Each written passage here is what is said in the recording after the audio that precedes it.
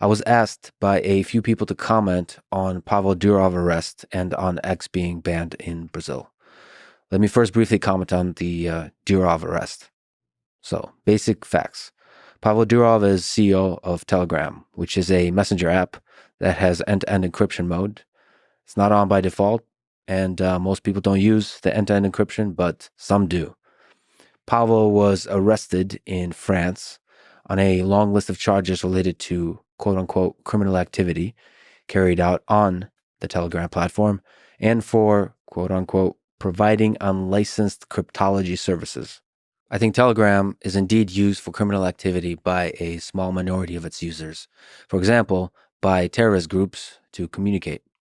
And I think we all agree that terrorism is bad. But here's the problem. As the old saying goes, one man's terrorist is another man's freedom fighter. And there are many cases in which the world unilaterally agrees who the terrorists are. But there are other cases when governments, especially authoritarian inclined governments, tend to propagandize and just call whoever's in the opposition, whoever opposes them, terrorists. There is some room for nuance here. But to me, at this time, it seems to obviously be a power grab by government wanting to have backdoor access into every platform so they can have censorship power against the opposition.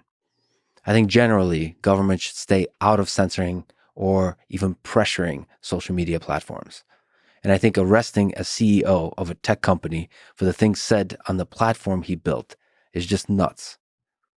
It has a chilling effect on him, on people working at Telegram, and on people working at every social media company, and also people thinking of launching a new social media company.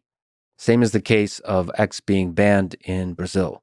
It's, I think, a power grab by Alexandre de Moraes, a Supreme Court justice in Brazil. He ordered X to block certain accounts that are spreading quote-unquote misinformation. Elon and X denied the request. Then de Moraes threatened to arrest X representatives in Brazil, and in response to that, X pulled the representatives out of Brazil, obviously, to protect them.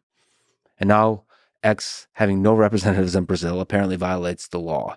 Based on this, de Moraes banned X in Brazil. Once again, it's an authoritarian figure seeking censorship power over the channels of communication.